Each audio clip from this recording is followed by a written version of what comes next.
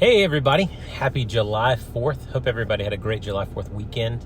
I am coming to you today. I am in my car.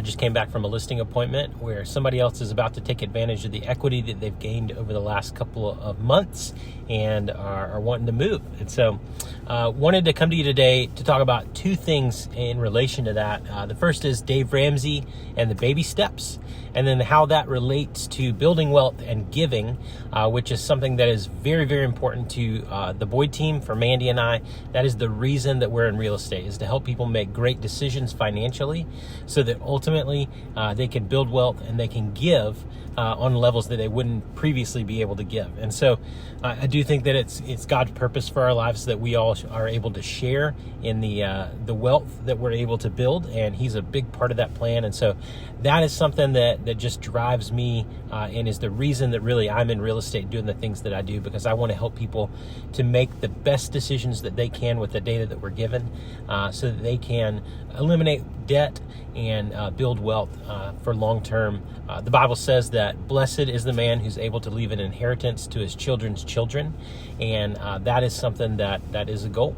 And so it's something that definitely, I think we should all strive to accomplish, is working within God's will to build that wealth so that we can share and we can give, whether it be to organizations that are important to us, definitely to our church, local church, supporting different families in our community, just that kind of stuff. And you can't do that if you have debt.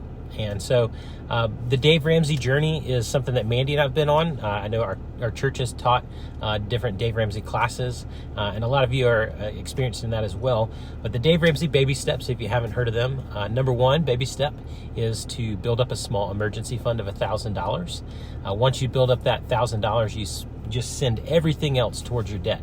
And so Dave Ramsey lines the debts up smallest to largest, and you pay everything you can extra on that small debt. You pay your minimum payments on everything else, and you just attack that small debt. And once that small debt is gone, you take what you were using for that and you start putting it on the next debt. And so you just keep stacking that up until you pay off the debt. And I listen to the Dave Ramsey show pretty often, and you have people calling into there that they're paying off, $50,000, $100,000, $150,000 worth of debt, and most of them are doing it in 18 to 24 months. And so they get really serious about it. They knock it out, and then you're able to move on to baby step 3, which is building a fully funded emergency fund. So that's 3 to 6 months of expenses. Baby step 4 is saving 15% towards your retirement. And so that's something you want to get locked in, so that for the long term you can build funds so that you're able to retire. Baby step 5 is saving for college. So we now have 3 kids. So we have it's probably going to cost $1 million by the time they get to college, but we've got to save a little bit for college so that they're able to do some of that. And then baby step 6 is paying off your house early. And so once you've moved through all those processes and you can put everything else towards paying off your house early, you get to the point of baby step 7, which is building wealth and giving generously. And so that is something, again, very important to Mandy and I, but you can't do that when you have a bunch of debt. And so the big part right now, how that relates in real estate, is that over the course of the last really 12 months, nationally 12-month average right now is 13% appreciation. And so if you bought a house 12 months ago, you have gained 13% equity over the course of the last 12 months.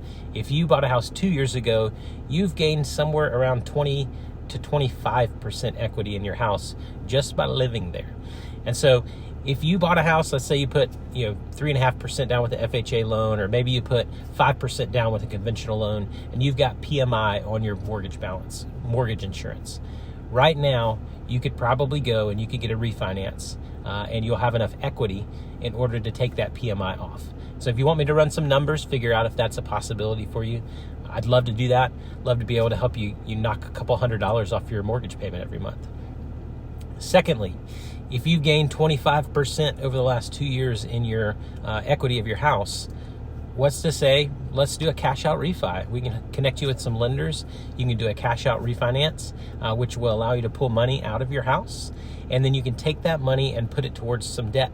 So we have people that are paying off car loans, they're paying off student loans, they're paying off credit cards, getting out of debt so that you eliminate those monthly payments, and then you're able to move forward in your wealth building journey. And so that is where my heart is to make sure that you are making the best decisions that you can, so that in the long term, you can build that wealth. Generationally, you can help your kids, you can help your kids' kids. So the question that I'm getting right now is this sustainable? I probably answer that question maybe twice a week right now. I get phone calls, text messages, Facebook messages. We're looking at doing this. Do you think this is a good idea? Is it sustainable? 13% not sustainable. But this is going to feel like we're going 100 miles an hour down the interstate, and all of a sudden we slow down to 40. 40 is still very fast, but whenever you've been 100, 40 feels slow. And so my opinion is this year we're probably going to see 10+% appreciation. Next year it's probably going to be a little bit less than that, but not too much different. But where we're headed is probably more of a sustainable 4 to 5%. And unless we start building a ton of cheap houses, that's not going to change. There's really no way that could get messed up. There's nothing that the government could do. There's nothing that can really happen throughout the U.S. that's going to change that much, because there are more people that are looking to buy a house right now than ever before, and there are less houses for them to buy. If you want to get into the specifics of that, I study all that. I love to talk all the numbers on that. But that's the basics of the scenarios, that we have more people than ever, millennials, more people than ever, first-time home buyers, but we have no houses for them to buy. And so that is what's driving up the cost of housing. And so would love to talk more about that. If you guys want to talk about a refinance and being able to cash out some money, or maybe get rid of your PMI, shoot me an email, send me a text message. Would love to talk you through that, connect you with one of our lenders that can give you some specific numbers on that. It's fairly easy to do that, filing the paperwork, going through the closing, and then you either get your PMI knocked off, or maybe you get some cash back, pay off that debt. Let's knock out some payments. So any questions about the Dave Ramsey, give me a call. But hope you guys have a great rest of 2021. Hope you have a great summer. It's July. You guys are probably half a year at the beach. So have a great rest of the month. Look forward to seeing some of you this fall at one of our events. Talk to you soon.